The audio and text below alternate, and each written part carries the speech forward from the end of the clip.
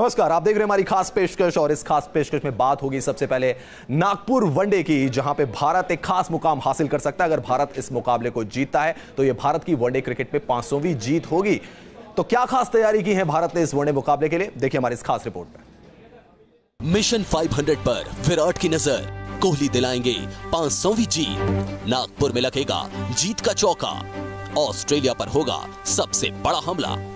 भारत ने अब तक कुल 962 वनडे इंटरनेशनल मुकाबलों में 499 मैच में जीत हासिल की है, यानी टीम इंडिया को 500 का आंकड़ा छूने के लिए सिर्फ एक जीत की दरकार है। फिलहाल टीम इंडिया वनडे सीरीज में 1-0 से आगे है। Every game is a new game, so ऐसा नहीं है कि आप हरा के चले आ रहे हो तो आपके लिए बहुत ईजी होगा। नहीं, सेम टीम, दूसरी टीम भी, अपोजिशन भी हमेशा चाहती है कि अपना बेस्ट फुट फॉरवर्ड रखे। और मुझे लगता है अच्छी टीम है ऑस्ट्रेलियन की, बैटिंग अच्छी है, उनकी बॉलिंग भी अच्छी है, तो गेम अच्छा रहेगा, चैलेंजिंग रहेगा, क्योंकि हर गेम डिफिकल्ट होता है किसी ओपोनेंट के लिए। तो मैं ये नहीं कह सकता ना कोई चीज़ इजी ले सकता हूँ, और हमारी टीम उसी तरह सोचती है कि हर एक गेम बहुत इंपॉर्टेंट है। तो मुझे ऐसा लगता है कि अच्छा गेम होगा। नागपुर में भारत और ऑस्ट्रेलिया के बीच 3 वनडे मैच खेले गए हैं और तीनों ही मुकाबलों में जीत टीम इंडिया को मिली है। विकेट जनरली यहाँ पे स्लो रहता है, स्पिनर्स के लिए बहुत स्लो रहता है, तो पेस वेरी करना बहुत इंपॉर्टेंट है इस विकेट पे। और इतनी क्रिकेट खेली है इंडिया में, तो मुझे लगता है कि थोड़ा स्लो साइड में रहेगा। मनी सर, भारतीय टीम वनडे मैचेस की अगर बात की जाए तो 500वीं जीत की दहलीज पर है, और जिस तरीके से पहला मुकाबला जीता था, जबरदस्त परफॉर्मेंस भारतीय टीम की रही थी। क्या टीम इंडिया भी सुपीरियर टीम है, और ऑस्ट्रेलिया को अगर भारत का मुकाबला करना है तो कुछ अलग ही जोर लगाना पड़ेगा, तभी भारत से पार पा सकेंगे, अदरवाइज भारत जो है वो भारी पड़ेगा ऑस्ट्रेलिया पर? बिल्कुल, इसमें कोई शक की बात ही नहीं है। इंडियन टीम का अगर आप बैलेंस देखें तो मेरे हिसाब से बेहतरीन बैलेंस है, और पहले वनडे इंटरनेशनल के बाद तो ये बैलेंस और बेहतर लगने लगा है, क्योंकि नंबर 5 के और नंबर 6 के बैट्समैन ने आपको मैच जिताया, क्योंकि 237 रन आपको बनाने थे। 99 पर आपका 4 विकेट्स आउट हो गए थे। विराट कोहली, रोहित शर्मा, ये दोनों जो आपके मैच विनर्स हैं, दोनों आउट होकर पवेलियन लौट चुके थे। लेकिन महेंद्र सिंह धोनी और केदार जाधव के बीच जो पार्टनरशिप हुई, इंडियन टीम का कॉन्फिडेंस इससे और बढ़ेगा। मैं तो कह रहा हूँ, क्योंकि मैं देख रहा हूँ क्रिकेट, मेरा भी कॉन्फिडेंस बढ़ा इंडियन टीम में। सो इंडियन टीम का आप अंदाजा लगाए, जो खेल रहे हैं और इस तरह से जीते हैं, तो उनका कॉन्फिडेंस कितना बड़ा होगा। सो बिल्कुल, ऑन पेपर्स भी अगर आप देखें, ऑन ग्राउंड भी अगर आप देखें, तो इंडियन टीम इस ऑस्ट्रेलियन टीम से बहुत बेहतर टीम है। और मुझे लगता है ये जो 500वीं जीत जिसकी आप बात कर रहे हैं, ये भी नागपुर में आप अचीव कर लेंगे, और ये बहुत बड़ी अचीवमेंट होगी, क्योंकि आज तक की वनडे की हिस्ट्री में केवल ऑस्ट्रेलिया की एक टीम ऐसी है जो 500 से ज्यादा वनडे इंटरनेशनल जीती है। मनी सर, अगर मैं वर्ल्ड कप के लिहाज से भी बात करूं, क्योंकि अब आप तैयारी वर्ल्ड कप की कर रहे हैं, तो ट्रायल सीरीज चल रही है ना वर्ल्ड कप के लिए, तो शिखर धवन, उनका बल्ला एन मौके पर आकर नहीं चल रहा है, एन मौके पर आकर खामोश हो गया, लग रहा है कि रिदम में नहीं है, लग रहा है कि टच में नहीं है, धड़कनें बढ़ा दी है लग रहा है उन्होंने विराट कोहली की। बिल्कुल, देखिए टेंशन तो दे दी है, इसमें तो कोई शक की बात नहीं है, क्योंकि शिखर धवन एक ऐसे इंपॉर्टेंट प्लेयर हैं, गेम चेंजर हैं मेरे हिसाब से, लेकिन वो लय नहीं पकड़ पा रहे हैं। और उसका मुझे लगता है कि दोषी खुद भी है। सिलेक्टर्स को भी उनसे बात करनी चाहिए थी, कैप्टन और कोच को भी उनसे बात करनी चाहिए थी, क्योंकि ऑस्ट्रेलिया में T20 और वनडे सीरीज खेलने के बाद वो इंडिया वापस ही नहीं आए खेलने के लिए डोमेस्टिक क्रिकेट, क्योंकि लय में बने रहना बहुत जरूरी है। हालांकि आप कह सकते हैं कि डोमेस्टिक क्रिकेट में कंपटीशन इतना नहीं है जितना इंटरनेशनल लेवल पर होता है, इसलिए कोई फर्क नहीं पड़ना चाहिए। लेकिन अगर आप 2-2 महीने क्रिकेट नहीं खेलेंगे, मैचेस नहीं खेलेंगे, आप नेट में जितनी मर्जी प्रैक्टिस कर लीजिए, लेकिन अगर आप मैचेस नहीं खेलेंगे, मैच प्रैक्टिस नहीं है, तो ये परेशानी हो सकती है जो शिखर धवन के साथ हुई है। सो इनको ब्लेम करूंगा, सिलेक्टर्स को ब्लेम करूंगा, कैप्टन और कोच को जो इंडियन टीम के हैं उनको भी ब्लेम करूंगा कि उन्होंने उन्हें वहां ठहरने क्यों दिया, और ये एडवाइस क्यों नहीं दी कि जाके हिंदुस्तान में क्रिकेट खेलते रहें और लय बनाए रखें अपनी।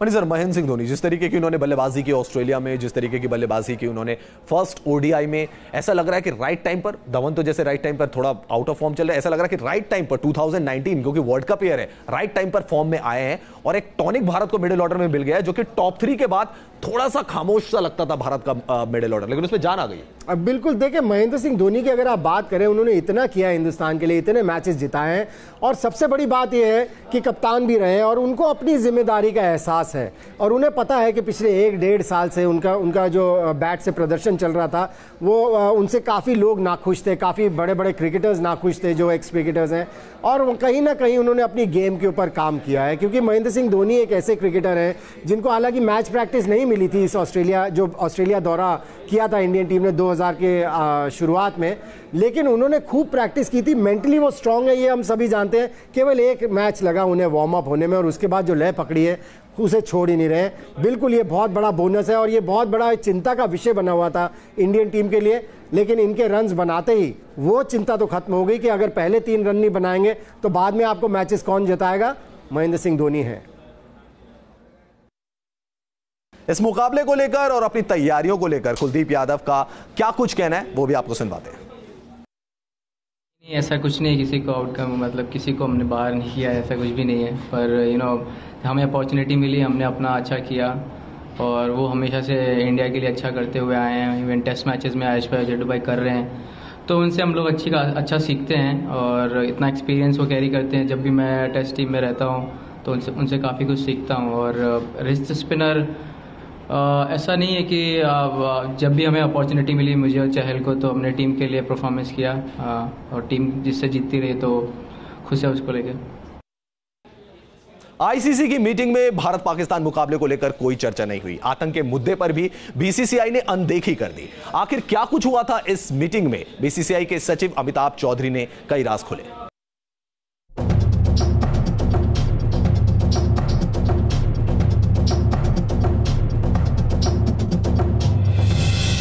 पाक को पस्त करने का प्लान होगा तैयार। भारत को करना होगा पाक का बहिष्कार।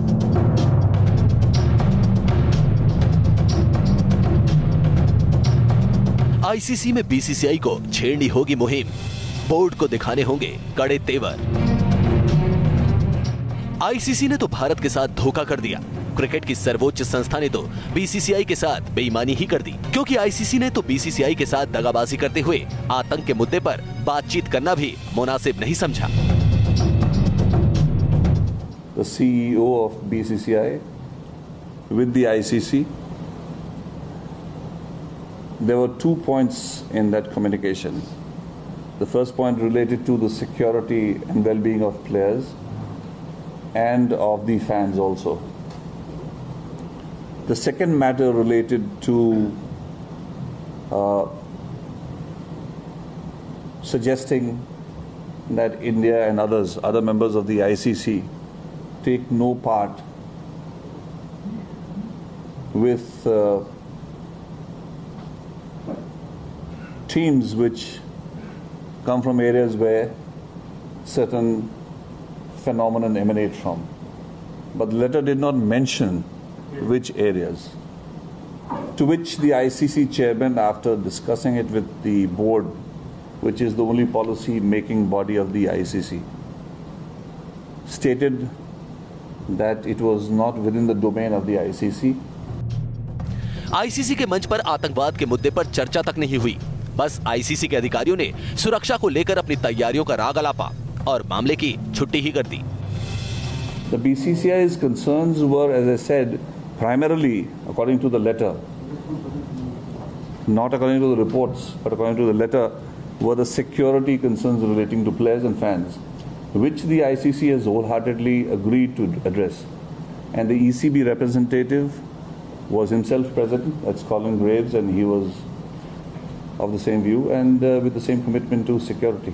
भारत एक मैसेज देना चाहता है कि टेरर जो है, जो वहाँ से आ रहा है, आतंक आ रहा है, वर्ल्ड जानती है, लेकिन लिप सरफेस हो रही है। मुझे ऐसा लगता है। आज मैंने पढ़ा कि ईरान भी कार्रवाई करेगा, तो ये कार्रवाइयाँ होनी चाहिए। मनी सर, जिस तरीके की बात बीसीसीआई के सचिव अमिताभ चौधरी कर रहे थे कि लेटर में तो देश का नाम ही मेंशन नहीं था, क्या लग रहा है कि लेटर से थोड़ा केस ही वीक कर दिया था बीसीसीआई ने अपना? अगर मेंशन करते किसी कंट्री का नाम तो शायद उस पर चर्चा भी होती। देखिए, ये बीसीसीआई को भी पता है, चाहे सीईओ साहब ने कहा कि हम आईसीसी को चिट्ठी लिखेंगे और कहेंगे कि पाकिस्तान को वर्ल्ड कप में शिरकत ना करने दी जाए। बीसीसीआई को भी पता है कि ये आईसीसी के डोमेन में नहीं है, जो कि आईसीसी के प्रेसिडेंट ने ये बात कह दी है कि ये हमारे डोमेन में नहीं है कि हम किसी कंट्री को वर्ल्ड कप ना खेलने दें या वर्ल्ड कप से बाहर कर दें। ये तो इंडिविजुअल कंट्रीज का एक डिसीजन है कि अगर आप किसी कंट्री के अगेंस्ट नहीं खेलना चाहते तो ये इंडिविजुअल बोर्ड्स का डिसीजन है जो उनको लेना होगा। जहां तक आईसीसी का सवाल है, ये उनके अधिकार में है ही नहीं कि किसी भी देश को वर्ल्ड कप से ही बाहर करते हैं।